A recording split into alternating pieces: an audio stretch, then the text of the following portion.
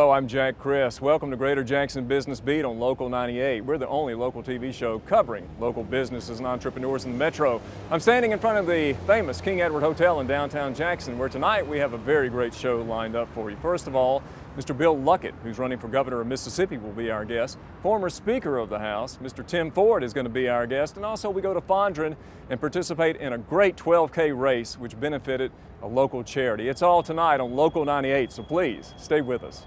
And hello, welcome to the Greater Jackson Business Beat TV show here on Local 98. We are in the offices of Balsh & Bingham LLC law firm in the Heritage Building, and we're glad to be joined by our guest today, former Speaker of the House, Mr. Tim Ford. Tim? Jack, good to see you again, man. Now, you're private practice now, Balsh & Bingham. Before we talk about some of the highlights of your illustrious career in the House, tell us what you're doing here with Balsh & Bingham, which is one of the preeminent law firms in the Southeast. Jack, it's just great to be out of politics. I like to watch it from afar, but I was in politics for 24 years. Right. And when I hit 52, I decided that it was time to get a life. And it lives life after politics, I assure you. I've really enjoyed practicing law. I've met such a nice group of folks here in the law firm and, of course, with the folks I do business with. What are you doing here primarily with the firm, Mr. Speaker? I do two things. I do a little public finance, and I do some utility regulatory work for Mississippi Power Company. Let's talk about your career. And of course, everybody who's watching the show probably knows about you, but tell us where you were reared and a little bit about your background before you became Speaker.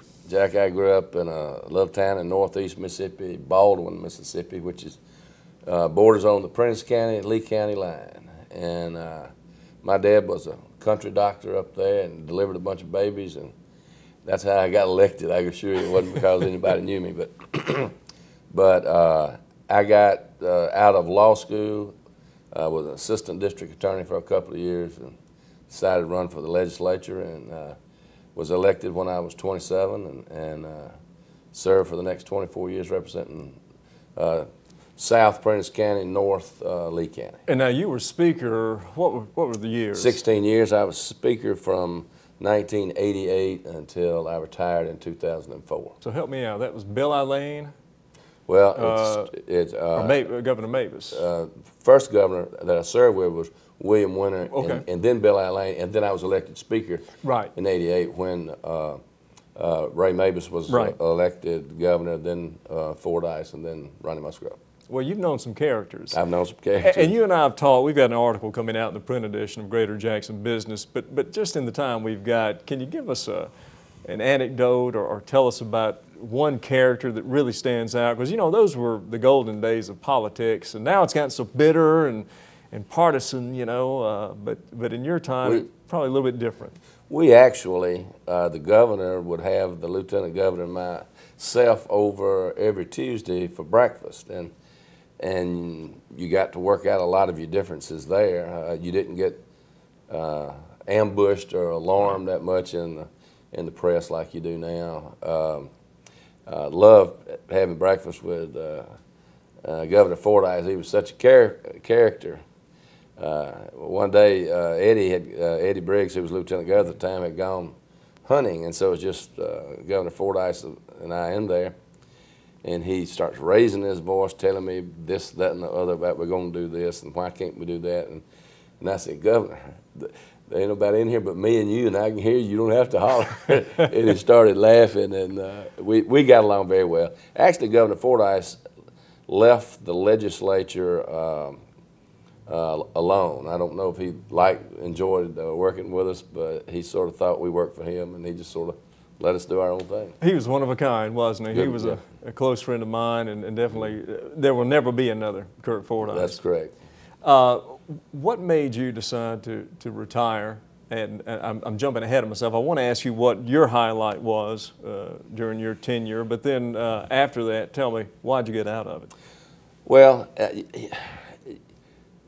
a lot of times when you get in legislative leadership, you tend to just make the trains work, make them run on time. You sometimes tend to be a traffic cop and saying, whoa, wait a minute, it's time for us to work on this, or vice versa. You you sort of lose that advocacy role that you have when you're maybe a committee chairman or somebody that's run on a particular platform.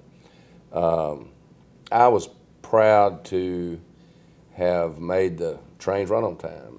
You know, we had a well-oiled machine in the House. We were very proud of the way we got things done. We didn't have a lot of controversy. People were proud of being a member of the House. Is that still the case, do you think? I had been in the House chamber since I left. Just as an observer, though. I mean, and that surprises me that you haven't been back, but as an observer. I've been in the Capitol, I just haven't been in the House chamber. I mean, do you think it's a different mindset, different mentality out there now? Well, I'm proud to say that some of the members that serve there say they miss me. I'm sure they do. And, you know, I talked about the recent elections with Hayes Dent on the last episode. You know, Hayes is an astute follower of politics. Boy, Democrats took it on the chin, and you know, you never would have thought. LBJ said in, what, I think 64, that the South, you know, he'd lost the South for Democrats for a generation, and I don't know if he would believe what he'd see today. Are you shocked by the fact that the Democratic Party in Mississippi has really taken it on the chin like it has? I'm not saying I was shocked. If you listen to what was going on from the electorate, you could see a good bit of it coming. I was not shocked at the results in the 1st district. I was somewhat surprised in the 4th district, but once you started seeing the returns coming in, it was pretty much over. I know you're a friend of Governor Barber's. A lot of speculation now. He's finally kind of tipped his hat and said he might run for president. What's your gut feeling? You really? I hope he does. I think that it would be important for Governor Barber to get in the race. I think he would keep the dialogue and the debate focused on the issues that are important to the American people. I think they're worried about jobs. I think they're worried about the debt, the spending that we're doing, the debt that we're getting into, and keep some of the other folks that are in the race from going out on a limb and talking about things that might rev it up the interest in a particular area, but it's not that important for where the America needs to go. I think Haley would be good at that. Well, and I got to ask you, because you're a Democrat, do you think the national Democrats maybe pushed it too far? Do you think that maybe they felt like they had to, and maybe? I certainly do. I think that on a national level that Speaker Pelosi and Obama have gone way too far to the left. I think that Middle America has been left out. They were seeking for a place to go, for somebody to hear them, and they may do the same to the Republicans next time. That's right. I think it's important for politicians to listen to their electorate. Would you ever consider running again? No, sir. I enjoyed my time in politics. I really did, but the day I hung it up, I just had a sigh of relief. I'm glad to be in private practice, and I enjoy watching it now. Who are the rising stars? And I know you might think you're going to leave a name out, but here in Mississippi politics, are there any young people in the House or Senate that you think have a career in front of them? Yeah, and I would be hesitant to start naming names because I would leave somebody out, but there are some good ones that I follow, and I would hate to start on and miss one, so I won't go there. Well, when you look back, fond memories primarily. I know it was tough, I'm sure, but there were some trying times. But at the end of the day, I think people would say my attitude was always not to stifle debate, to let both sides have their say, and they're much more likely to compromise at the end of the day once they've been able to give their side, rather than have something crammed down their throat. Finally, let me ask you this. You're a prominent attorney here. You've got this great history in the House. Mississippi, in this economy, we're having a hard go of it. Yes. manufacturing's probably gone forever. What do you think, in your educated opinion, what's ahead for our economy? What do we need to do? What does this state need to do politically on both sides of the aisle to make this state move forward? Well, we've got to continue our efforts in economic development. Where those jobs are going to be, you know, that's hard to say exactly right now. We've done well with auto manufacturing. I hope the shipbuilding continues.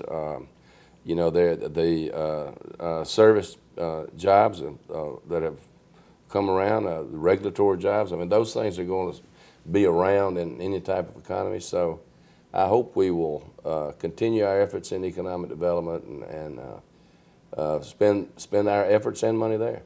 Tim Ford, Balsh and Bingham, Mr. Speaker, thanks for your years of service. Thank you, Jack. A pleasure to have you on the show. You too. Thanks for staying with us. We'll be right back.